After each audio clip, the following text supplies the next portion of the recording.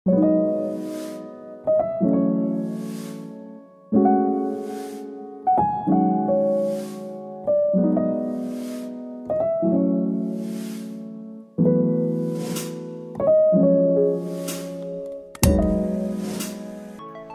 Morning, नमस्कार। कैसे हैं आप सब लोग? मैं तो बहुत बहुत बहुत अच्छी हूँ।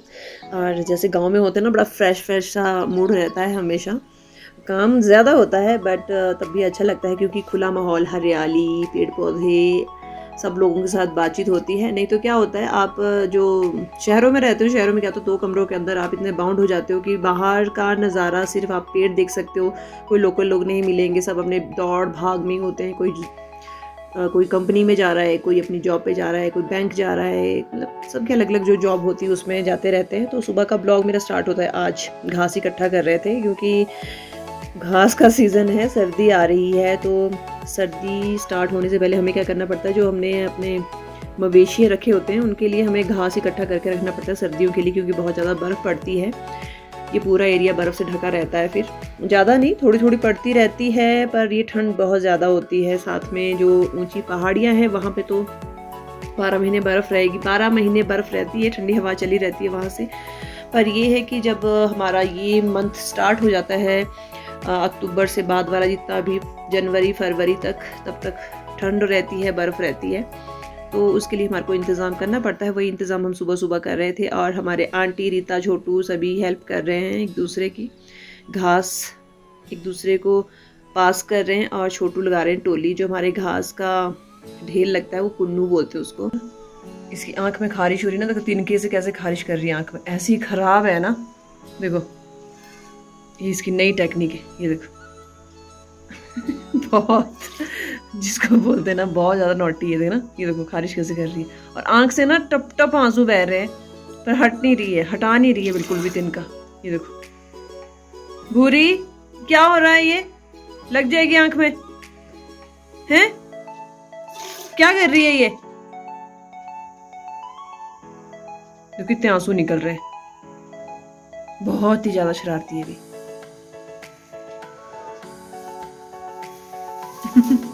देखो, मैंने इसके नीचे भी छाया ना, ये घास गीला था इसके नीचे। तो अब इसको इकट्ठा करने में लग गई।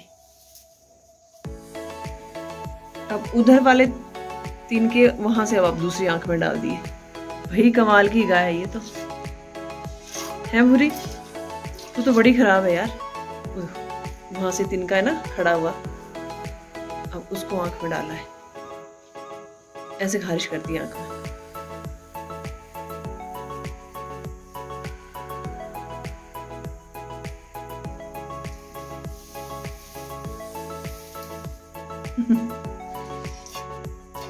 ये दो, अब फिर से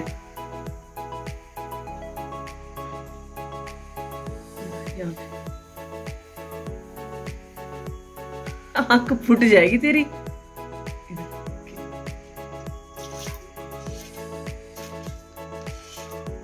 काजल लगा रही है भूरी? तू काजल लगा रही है? ये काजल नहीं है बच्चे, तिनका है। घुस भी गया ना आंख में, आंख फट जाएगी तेरी। तब लगाना सुरमा आंखों में।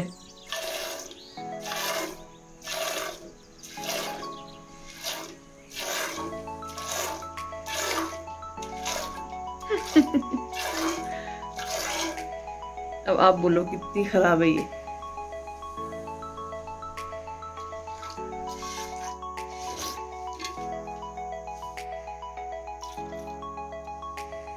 ये देखो, अब कान की खारिश हो रही है। ये देखो तिनका, अब कान में डाला है ना, अब कान की खारिश हो रही है, वैक्स निकल रही है अब कान से।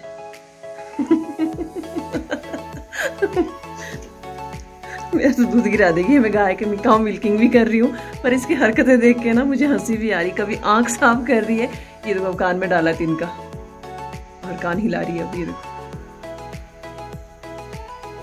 तो बोलते हैं ना कि इंसानों में समझ होती है, जानवरों में नहीं होती। देखो कितनी समझ इसको, ऐसे कान साफ कर रही है। देखो कान नहीं तो कैसे हिला रही है, जो साफ कर रही है, जिसको खुजली हो रही होगी ना कान में। इसको कोल्ड तो नहीं हुआ है कहीं? आंख में, नाक में और कान में तभी खारिश होती है। ये पूरे करवट ले लेगे के क्या हो गया बच्चे? मैं तेरी ये बहन की उधर वो हरकतें देख ले क्या हरकतें कर रही है वो।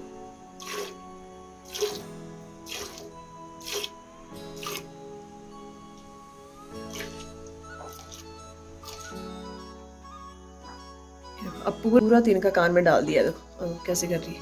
ये देखो जैसे हम लोग करते हैं ना, कई बार बर्ड डालते हैं कान में और साफ करते हैं कान को, वैसे ही कर रही है। पूरा हिला रही है अपने ये। अरे यहाँ पे गोबर भी कर दिया गाय ने। मिडोरा मेरे ऊपर मत करना गोबर, मैं इसकी हरकतें अपने कैमरे में कैद कर रही हूँ। बुरी हो गई कान साफ। लग गया गुगी, गोबर का ढेर लग गया अपने में। इसके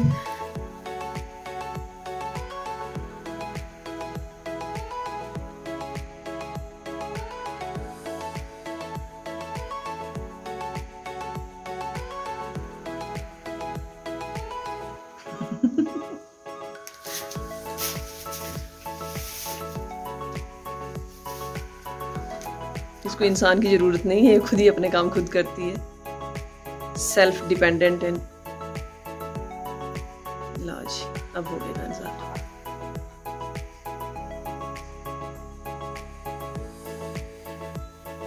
अब इस कान में ये, अब इस कान में करने का उसमें देखो, इसमें भी ये देखिए, ये देखो, ये दूसरे कान में भी कर लिया। मैंने तो फर्स्ट टाइम देखा इसको आज ऐसी हरकतें करते हुए भी। ये कान भी साफ कर दिया। इसकी हरकतें खत्म नहीं होगी और मैं इसको वीडियो बनाती रह जाऊंगी और मेरी काऊ मिल्किंग आधी रह जाएगी आज।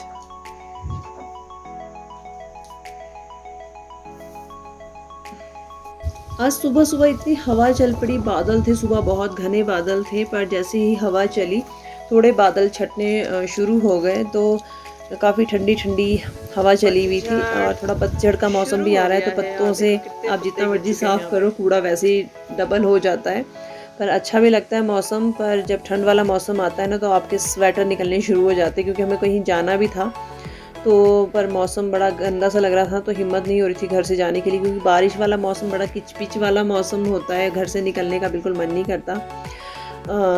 क्योंकि मुझे सफाई का कीड़ा है, तो क्या करते हैं सब कीचड़ वाले जूते लेके सीधे घर में घुस जाएंगे और सारी सफाई दोबारा से करनी पड़ती है। मेन रीज़न वो होता है कि बारिश ना रहे, पर बारिश वैसे तो अच्छी लगती है, बट जब सफाई की बारी आती है ना तो अच्छी नहीं लगती, वो बहुत गंदी लगती है।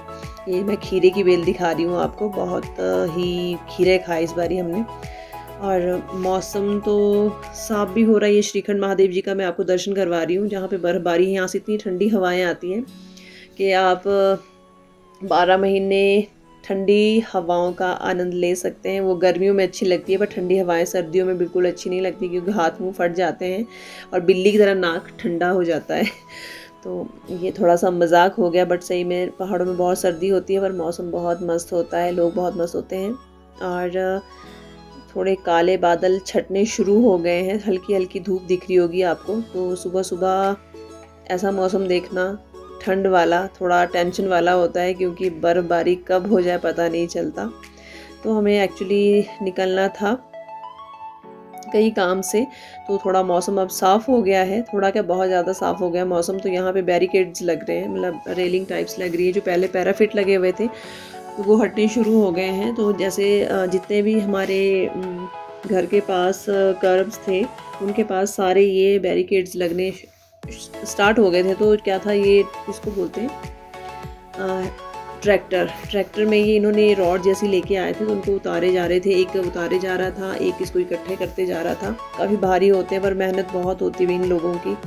और मतलब अपने पेट के लिए कितनी मेहनत करता है इंसान, फिर उसको शाम को एक सुकून भरी नींद आती है कि मैंने कुछ आज काम किया। बट जिन लोगों को फ्री में खाने की आदत होती है ना, वो उनका भी अलग ही मज़ा होता है।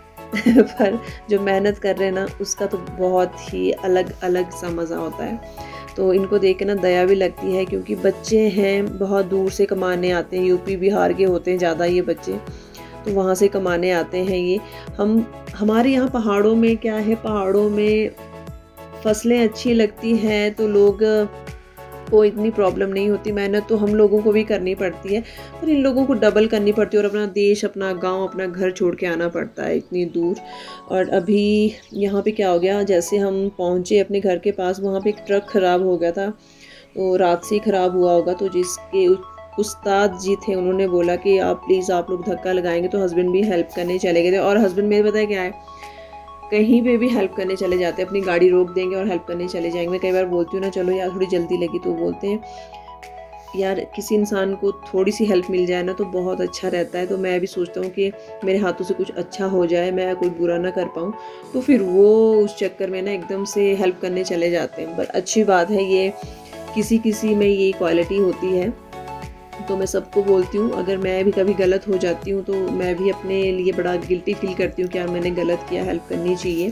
पर जैसे ये लोग हेल्प कर रहे हैं ना, तो सलाम है इन लोगों को, क्योंकि इतना लोडेड गाड़ी है और बेचारे रात भर भूखे प्यासे ऐसे यहीं खड़े थे। ये एक्चुअली हमें गाड़ी तो स्टार्ट नहीं हुई ये, तो हमें निकलना था कहीं काम से, तो मैं, पापा और हस्बैंड निकल चुके थे। और ये है हमारे कुम्हारसन वाला एरिया।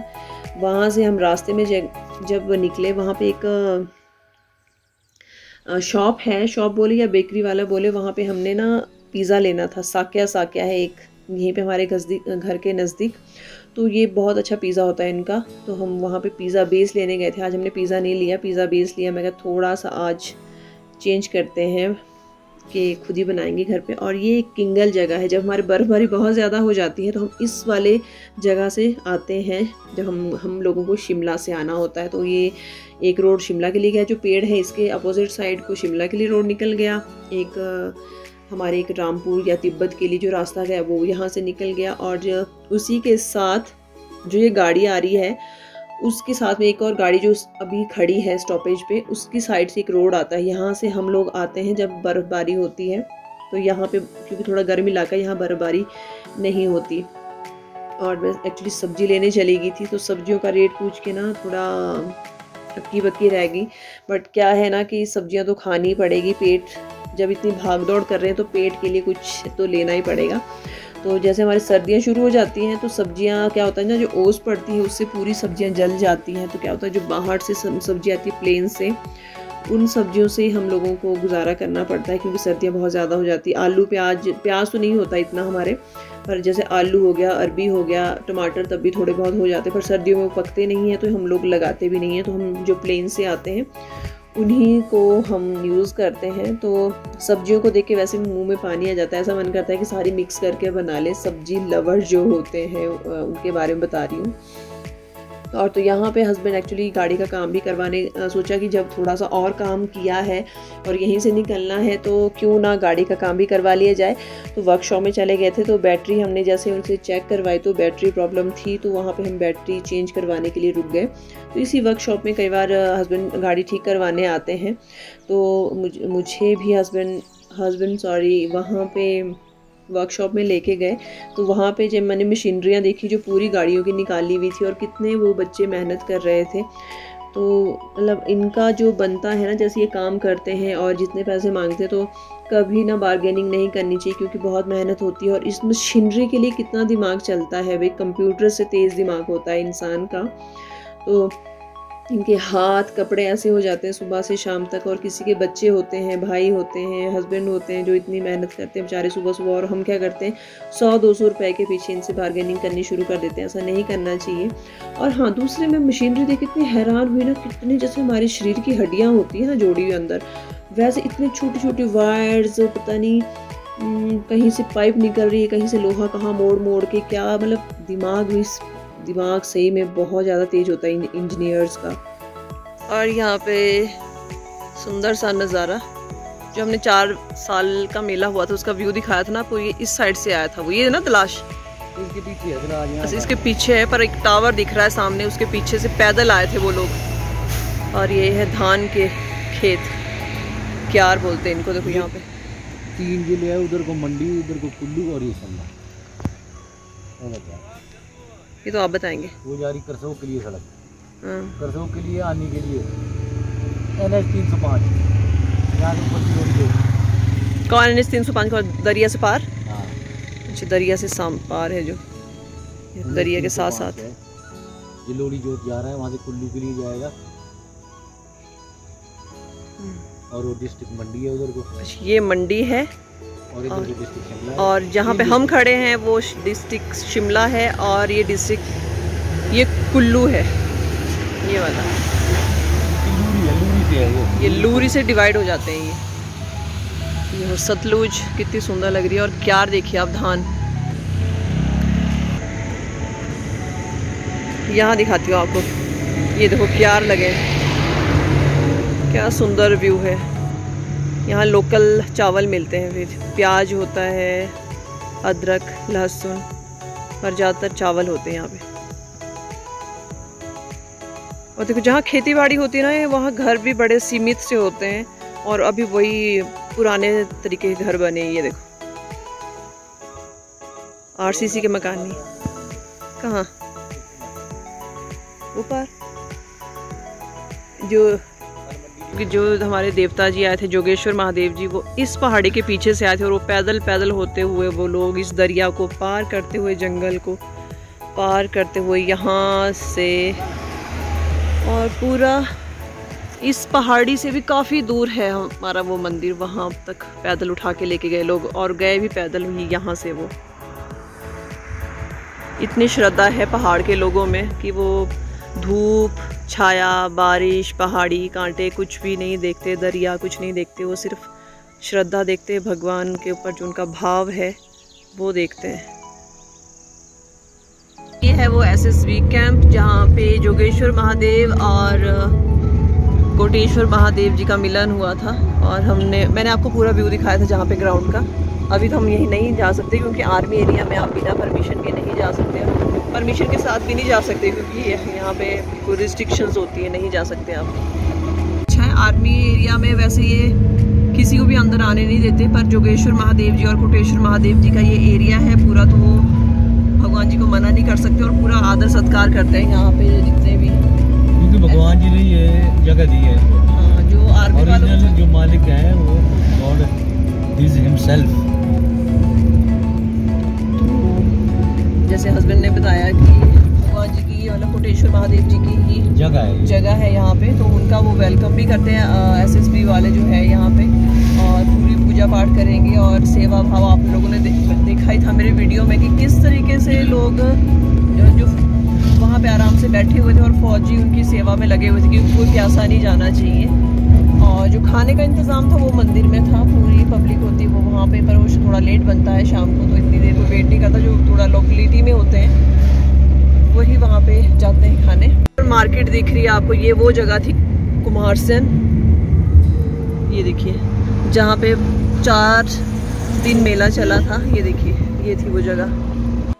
ये पूरा एरिया कोटेश्वर महादेव जी का है। और ये देखिए हमारा मरीच देवता का पूरा एरिया है यहाँ पर। यहाँ ये और ये जो ये वाला जंगल है, इसका स्टोरी बताओ जरा आप। ये थोड़े से पैच में है यहाँ पर ये देवदार का, बाकी कहीं नहीं है। तो जैसे हस्बैंड बताते हैं कि इन्होंने भी अपने दादा दादी से सुना है कि ये जो ये वाला जंगल है ये है, और थोड़ा सा ये यहाँ को है। देखो ये किसने लाया था, कहाँ से लाया? ये मरीच देवता ने चोरी करके लाया था माता रानी के ऊपर बिचेड़ी से, ऐसा सुना है हमने बुजुर्गों से, क्योंकि ऐसे पेड़ और कहीं भी नहीं, इतनी सी जगह में है। हाँ, ये सिर्फ इतनी सी जगह में है देवदार के पेड़, बाकी कहीं नहीं है पेड़ ये देवदार के। तो ये हमारी जो कुल देवी है वहाँ से चुरा के लाया थी, यहाँ के मृच देवता।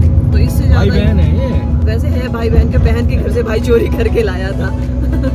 ऐसा सुना है, मैं क्या बता सच्चाई कितनी है। आप तरह दंत कांतियाँ